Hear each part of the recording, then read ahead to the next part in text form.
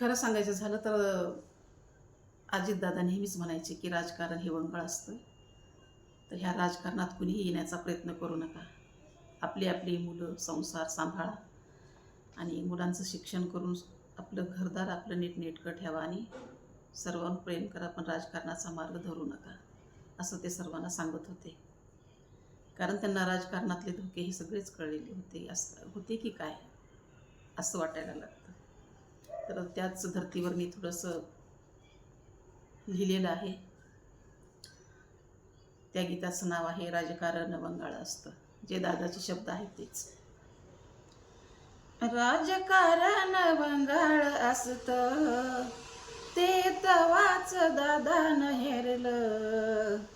खुर्चीच्या मोहापायी आणि त्यानंच दादाला मारलं. खुर्चीच्या मोहापायी आणि त्यानंच दादाला मारलं. दादा हसत खेळत राहायचे, प्रश्न सर्वांचे सोडवत जायचे. सरळ स्वभावी पापमनी नाही, नाही त्यांनाही देवान तारलं. सरळ स्वभावी पापमनी नाही, नाही त्यांनाही देवान तारलं. राजकारण वंगाळ असतं अन त्यानंच दादाला मारलं, अन त्यानंच दादाला मारलं. नका राजकारणात येऊ, मरण स्वतःच नका तुम्ही पाहू. प्रश्न समाजाचे जो का विचारी, आज तागायत त्याला नाही तारलं, आज तागायत त्याला नाही तारलं. राजकारण वंगाळ असतं अन त्यानंच दादाला मारलं. राजकारण वंगाळ असतं अन त्यानंच दादाला मारलं. आधी माणूस चांगलाच असतो, राजकारणात जाऊन फसतो. मित्र जरी का कधी काळाचा, पैसा प्रसिद्धीने त्याला घेरलं, पैसा प्रसिद्धीने त्याला घेरलं. राजकारण वंगाळ असतं अन त्यानंच दादाला मारलं. राजकारण वंगाळ असतं अन त्यानंच दादाला मारलं.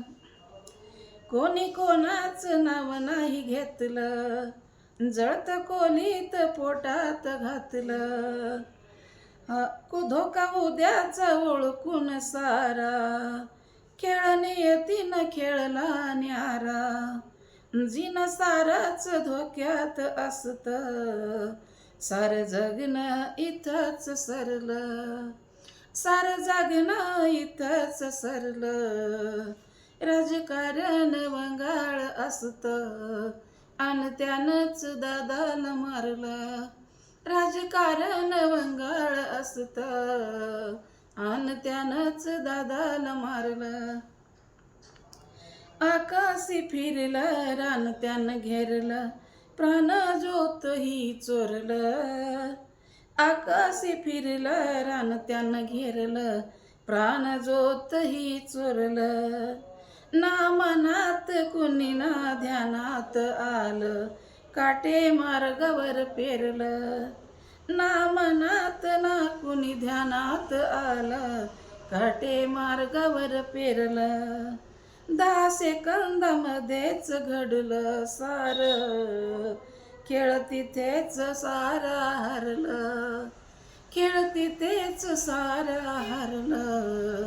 राजकारण वंगाळ असतं अन त्यानंच दादाला मारलं.